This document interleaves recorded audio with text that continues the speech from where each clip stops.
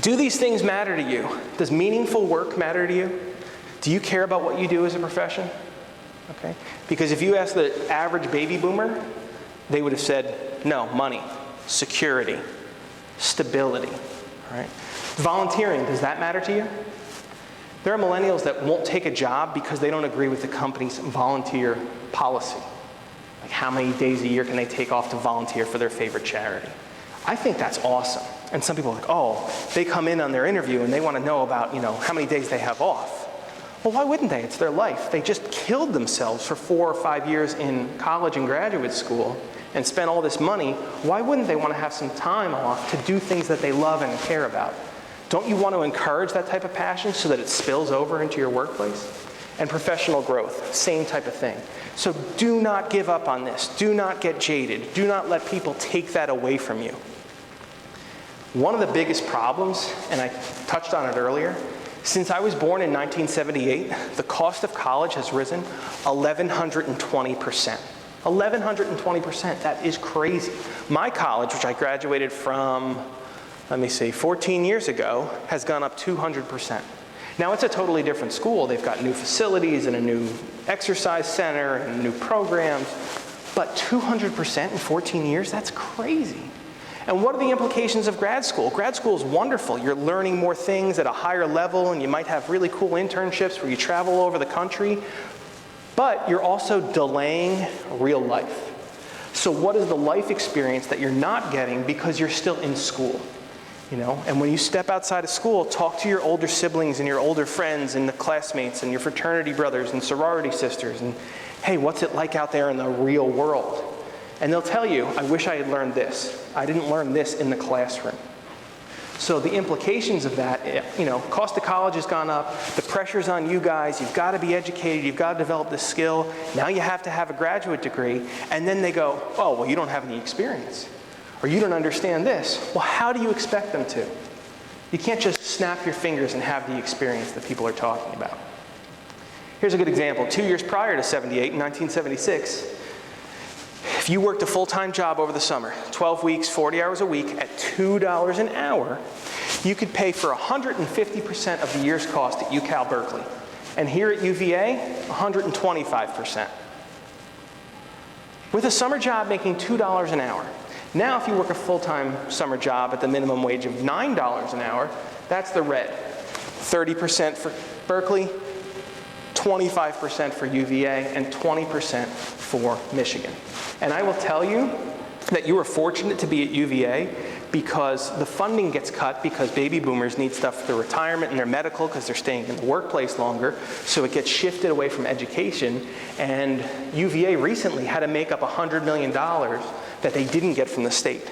And they only put a fraction of that on you with tuition increase. So you might go, oh, this is crazy, why am I paying that much more for school? But they worked hard and they did other things to put most of it in other areas and not put the burden on you. But just look at this. So college degree made a lot of sense to our parents and grandparents when you could pay for it yourself with a summer job. And not even a good summer job, an average summer job, a McDonald's summer job. Now that you can't do that, you go, well, I better get a good job. I better be making 6 figures right out of school. Speaking of money, one of the best bits of advice I can give you, and it helps you with your generational attributes and coming past those negative characteristics, is financial literacy. That's the biggest thing I hear from recent college graduates is, I wish I would have learned about money. I have no idea how to use my money. Well, let's go back. Who has the money in this country? Traditionalists, people 71 and older. They control 75% of the wealth. So how do you transcend your age? You grab a mentor in the workplace that is in that age range and has money and has saved it over an entire career, and you say, teach me. And now they develop a personal relationship with you. So when someone makes a disparaging comment about you because of your age, you have someone at the highest level saying, no, you're way off. This person's terrific. So you've done is created an ally at the highest level, and you've also learned about how to use money in that real life experience. Why wouldn't you do that? So people go where the money is. College cost me a lot, I've got to make up for it. 7 of the 10 highest professions are in the medical field, the other 3 are in the technology field, and then there's crossover. Oh, okay, I'll be a doctor. The average medical student in 2013 walked out of medical school with $187,000 of debt. So there are doctors like, oh, you must be rich. And it's like, no, I'm still paying back my student loans. So what this does is it forces people into these technical specific areas, and it de-emphasizes soft skills. Soft skills are the opposite of technical skills. If you know Microsoft Excel, if you know how to do heart surgery, those are technical skills. You know how to fix an engine. Soft skills are leadership, conflict management, effective communication, time management, motivation. Those are soft skills. To me, those are a lot more valuable. And I'll tell you right now, a lot of companies are targeting millennials specifically on technical skills. Can I check these check boxes? Can I look at what they studied and their GPA and their transcript and their recommendations and say, yes, I want to hire them, or no, I don't? What their certifications are. To me, that's why millennials are leaving jobs in less than 3 years, and most of them, many of them, in 6 months or less. Because they're not evaluating, are they a good fit for this company? Will they get along? Will they try and find a mentor? Will people understand that the mistakes they make are freshman mistakes and not indicative of their age? It de-emphasizes soft skills. So let me explain soft skills a little bit more. So I got these two friends, one in high school, one in college, Beamer and Bummer. I went to high school with Beamer, I went to college with Bummer. Beamer, we were friends in high school and everybody liked him. They just had this natural personality and people were just attracted to him. He was like a natural salesman. You know, some parents saw through him and said, I don't know what this guy's like behind the scenes, but most people just took an instant liking to him. So we went off to college and we lost touch and we ran each other like a year or two out of college. And we started talking, and where'd you go? What are you doing now? And he asked me, how did you do academically in college? I said, well, I did pretty well. I got mostly A's and B's, you know. And I said, how about you? He goes, I never got anything above a C. And a huge smile on his face. And I said, okay, well, key here is he just utilized his soft skills and worked on enhancing those. And we call him Beamer because he had two of them. He was 24 years old. He had two top-of-the-line BMWs, 2 homes, and was making between $350,000 and $400,000 a year in pharmaceutical sales. He used his natural soft skills translating into success. Bummer was on college on a full scholarship. Not a lot of people get a full academic scholarship.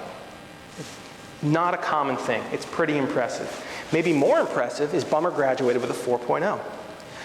I have a student recently graduated from Temple a semester early with a 3.96. I said, what'd you get, 2 A minuses? And she said, yes, I got 2 A minuses. I was like, oh. Now, if the teachers that gave her A minuses, probably 1 paper, 1 project, 1 exam, maybe had caffeinated coffee instead of decaf when we're in a better mood, she graduates with a 4.0. So it just goes to show you how difficult it is. Things like chance could play a role. Bummer graduated with a 4.0. It took Bummer 6.5 years to get a real job. In the summer, to make money, Bummer used to work on a garbage truck. He'd ride on the back of it and pick up the garbage can. They didn't have those automated things that they have now, right? That's what he did. Not that there's anything wrong with that. Some people, it's their dream job. But that's what he had to go back to. He had to go back to that summer job for money and live at home because he didn't have any soft skills. He had the technical skills on his resume. He had that 4.0. He'd get the interview. He'd never get the job because he didn't know how to relate. He didn't know how to show the prospective employer what he had to offer from a human perspective. So I cannot stress enough to develop your soft skills. Use your network. Go to events like this and develop your leadership skills. Keep your purpose in mind.